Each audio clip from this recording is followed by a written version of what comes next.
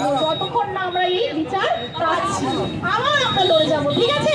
সবাই সবার সাথে আবার দেখা হবে।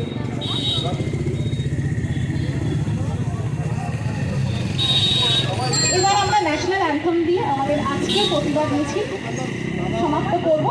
দেন যতক্ষণ না আমরা আমাদের বিচার হচ্ছে আমরা আবার কিন্তু এই মিছিল চালিয়ে যাব।